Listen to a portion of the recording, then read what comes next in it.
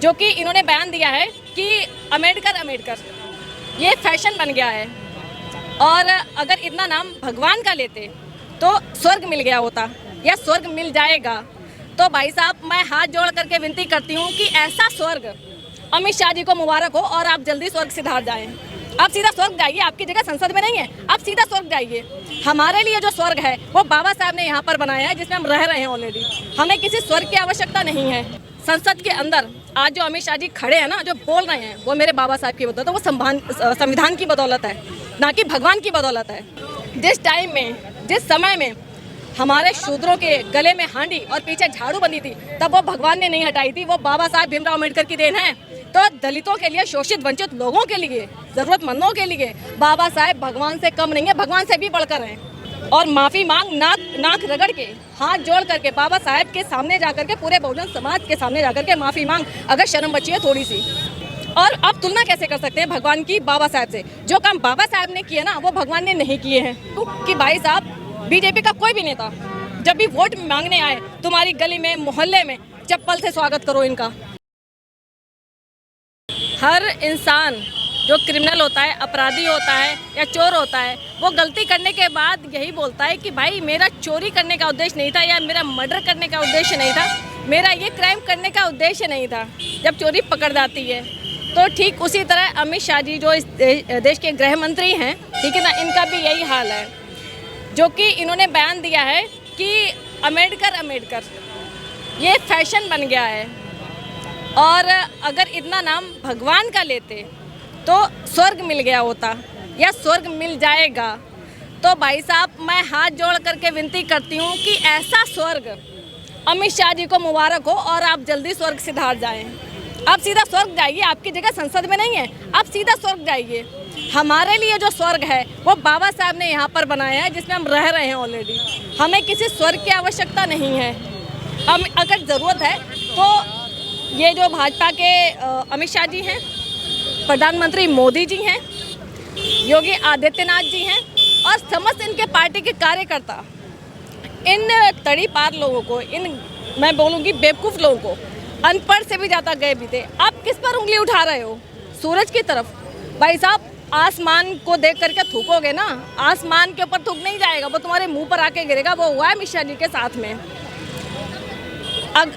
Barack Obama जी जो कि America के राष्ट्रपति थे, उनका एक बयान है, काफ़ी फेमस है, कि अगर डॉक्टर अम्बेडकर हमारे यहाँ जन्मे होते अमेरिका के अंदर, तो हम उनको सूर्य की उपाधि देते, जो सबको प्रकाश देता है, बराबर देता है, किसी के साथ जातिगत या धार्मिक भेदभाव नहीं करता है। तो ऐसे इंसान को, जिसको सिंबल ऑफ नॉलेज की उपाधि मिली है, मतलब पूरे विश्व भर में, आप उस इंसान को बता रहे हो कि फैशन। भाई साहब, आप फैशन की तो बात छोड़ो, बाबा साहब जो नाम है ना, डॉक्टर भीमराव अम्बेडकर, वो ब्रांड है, ब्रांड आज की डेट में। और बाबा साहब का ऐसा अपमान संसद के अंदर, आज जो अमित शाह जी खड़े हैं ना, जो बोल रहे हैं, वो मेरे बाबा साहब की बदौलत है, वो संविधान की बदौलत है, ना कि भगवान की बदौलत है। और जो उन्होंने बोला है कि भाई भगवान को लेकर के, देखिए, मैं किसी धर्म या भगवान पर गलत टिप्पणी नहीं करना चाहूँगी। एक बात कहना चाहूँगी, जिस टाइम में, जिस समय में हमारे शूद्रों के गले में हांडी और पीछे झाड़ू बंधी थी, तब वो भगवान ने नहीं हटाई थी, वो बाबा साहब भीमराव अम्बेडकर की देन है। तो दलितों के लिए, शोषित वंचित लोगों के लिए, ज़रूरतमंदों के लिए बाबा साहब भगवान से कम नहीं है, भगवान से भी बढ़कर हैं। एक बार को हम भगवान को नहीं पूजेंगे, लेकिन हम बाबा साहब को पूजते हैं, उनके संविधान को पूजते हैं, उनको मानते हैं। अमित शाह से मेरा सिर्फ इतना कहना है कि अगर शर्म बची है तो भाई साहब चुल्लू भर पानी में डूब मर, और माफ़ी मांग, नाक रगड़ के, हाथ जोड़ करके बाबा साहब के सामने जाकर के, पूरे बहुजन समाज के सामने जाकर के माफ़ी मांग, अगर शर्म बची है थोड़ी सी। इस तरह की घटिया बयानबाजी करके आप क्या साबित करना चाहते हो? आपका हमेशा यही रहता है, ये जो भाजपा पार्टी है, इनका हमेशा एक ही चीज़ रहती है, या तो हिंदू मुस्लिम करेंगे, या ये दलित मुस्लिम करवाएंगे, या इनके घटिया जो नेता आते हैं बीजेपी के, ये हमेशा बाबा साहब को लेकर। भाई, हम अपने महापुरुषों का अपमान नहीं सहेंगे। अभी तो ये छोटा सा एक प्रोटेस्ट है, अभी तो पूरी फिल्म बाकी है। तोड़ मरोड़ कर दिखाया जा रहा है, पूरा बयान नहीं सुना है मेरा, और विपक्ष जो है ये मुद्दा बना रहा है। आपने बोला क्यों? भाई मेरा सीधा सा कहना है कि हम कोई भी चीज़ पहले दिमाग में सोचते हैं कि हमें क्या बोलना है। जैसे मैं आपके सामने बोल रही हूँ तो पहले मुझे दिमाग में उस चीज़ को सोचना पड़ रहा है ना कि भाई मैं क्या बोल रही हूँ, मैं अपने भाषा पर नियंत्रण रखूँ। भाई एक ऐसा इंसान जिसने हज़ारों लोगों को कपड़े पहनाए, घर दिया, एजुकेशन दी, ठीक है ना, आप उस इंसान के बारे में ऐसे कैसे बोल सकते हो? और आप तुलना कैसे कर सकते हैं भगवान की बाबा साहब से? जो काम बाबा साहब ने किए ना वो भगवान ने नहीं किए हैं। आप इस चीज़ के लिए मुझे गाली देना चाहें तो मुझे गाली दे सकते हैं, मुझे कोई समस्या नहीं है। अभी कुछ दिन पहले मेरे पास एक फ़ोन आया था कट्टर सनातनी साहब का, तो कह रहे हैं कि भाई वो मेरे नाम से FIR दर्ज कराएंगे। मैंने कहा भाई साहब मैं भी एडवोकेट हूँ, आप एक काम करिए फांसी चढ़वा दीजिए मुझे। इनके लोग, बीजेपी के लोग हमेशा इस तरह की बयानबाजी करते हैं और फिर माफ़ी मांग लेते हैं। भाई माफ़ी मांगना समाधान नहीं है। मैं समस्त बहुजन समाज से अपील करना चाहती हूँ कि भाई साहब बीजेपी का कोई भी नेता जब भी वोट मांगने आए तुम्हारी गली में मोहल्ले में चप्पल से स्वागत करो इनका। एक भी नेता ने ये नहीं बोला है कि भाई माफ़ी मांग लो। माफ़ी मांगने में हर्ज क्या है? मैंने गलती की है, मैं माफ़ी मांग लूँगी। मैं अगर आपके भगवान का किसी का भी अपमान करूँ मैं तुरंत माफ़ी मांगूंगी, मुझे कोई समस्या नहीं है। लगता है जाने अनजाने में दिल की बात निकल आई है? जाने अनजाने में नहीं, जानबूझ करके ये बात बोली गई है और पूरा सोच समझ कर बोली गई, क्योंकि ये बात संसद में बोली गई है। भाई कोई नॉर्मल इंसान होता, कोई सड़क चलता हुआ राहगीर आदमी होता तो उसको माफ़ किया जा सकता था कि उसको ज्ञान नहीं है इस बात का। लेकिन आप संसद में होकर के, मतलब कि आप हज़ारों लोगों के आइडल हैं, एक तरह से आप उनको ट्रीट कर रहे हैं, तो आप सोच समझ कर बोले हैं ना, ताकि देश में ये और चीज़ों से ध्यान हटा करके इधर ध्यान लगाया जाए, माइंड को डाइवर्ट किया जाए ये चीज़। और बाबा साहब का अपमान भाई ना तो सहा है ना सहेंगे, और बाबा साहब की बात नहीं है, जितने भी महापुरुष हैं किसी का भी अपमान नहीं सहेंगे। अब पूरे देश भर में प्रदर्शन चल रहे हैं पिछले कई दिनों से, तो क्या असर पड़ेगा इसका? अमित शाह को माफ़ी मांगनी पड़ेगी और नाक रगड़ के माफ़ी मांगनी पड़ेगी, नहीं तो पूरे देश भर के वकीलों से, जितने वकील हैं जो बाबा साहब का कानून पढ़ करके वकील बने हैं, कि इसके नाम से जगह जगह पर FIR दर्ज करो पूरे विश्व भर में।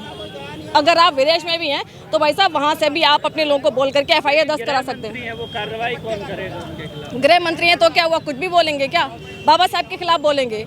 ये तो अभी छोटा सा ट्रेलर है। अगर माफ़ी नहीं मांगेंगे तो इससे भी बहुत ज़्यादा गंभीर जो बड़े प्रोटेस्ट है ना वो होंगे आगे। कह रहे हैं तमाम स्मारक बाबा साहब के भाजपा सरकार ने बनाए, भारत रत्न हमने दिलाया था बाबा साहब को। ये तो वही वाली बात है ना कि किया धरा कुछ नहीं है, ठीक है ना, और गिलास थोड़ा बाहर आने का, ये सिर्फ कहने वाली बात है। कौन सा काम किया है बाबा साहब के लिए भाजपा ने अभी तक, सिवाय बाबा साहब को अपमानित करने के कौन सा काम किया है? मुझे एक जगह का नाम बता दो कि बाबा साहब के लिए ये चीज़ की है। 26 अलीपुर रोड पर जो है स्मारक बनवाया, वो तो एक उनकी मजबूरी थी, ठीक है ना, वो एक क्रेडिट है वोट लेने का। बाबा साहब से जुड़े हुए 5 स्मारक बनवाए हैं बड़े। वो एक होता ना कि बहुजन वोट जो है वो बहुत ज़्यादा वोट बैंक है।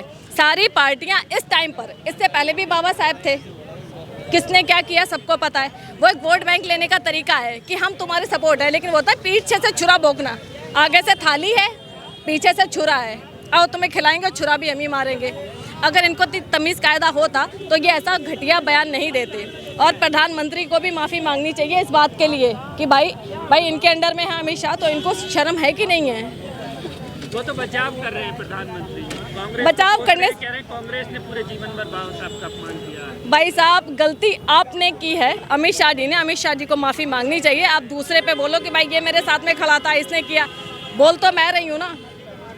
अच्छा, कांग्रेस, राहुल गांधी, केजरीवाल भी इस मुद्दे पर काफ़ी जो है बढ़ चढ़ करके आगे जो है वो बोल रहे हैं और कह रहे हैं हम बाबा साहब के सबसे बड़े आइडियल हैं। क्या लगता है? देखिए ये 70 साल से कितने बड़े आइडल हैं सबको पता है।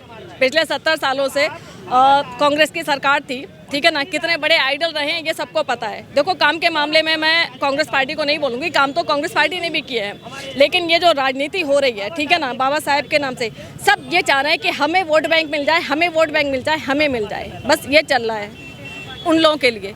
लेकिन अगर सच्ची हितैषी कोई पार्टी है वर्तमान में तो वह बहुजन समाज पार्टी, जिसने सबसे ज़्यादा बाबा साहब के स्मारक बनाए हैं, बाबा साहब का जो नाम किया, बाबा साहब के नाम से जो काम किया है वो सबसे ज़्यादा बहुजन समाज पार्टी ने किया है, बहन कुमारी मायावती जी ने किया है। इस बात में कोई दो राय नहीं है। केजरीवाल कह रहे हैं बाबा साहब का भक्त बताते हैं बाबा साहब को। देखिए केजरीवाल जी भक्त बताते हैं, एक होता ना कि शेर की खाल में अंदर से लोमड़ी बैठी होती है। मतलब दिखावा कुछ और है, करना कुछ और है। लेकिन कुछ हद तक एजुकेशन को लेकर के दिल्ली के अंदर काम हुआ है, क्योंकि मैं दिल्ली की वासी हूँ, ये मैं कहना चाहूँगी। बेशक वो कम से कम प्रचारित तो कर रहे हैं बाबा साहब को, ये चीज़ तो कर रहे हैं, काम तो कर रहे हैं, ऐसा नहीं है कि काम नहीं कर रहे हैं, लेकिन ये है कि उतना नहीं जितना होना चाहिए।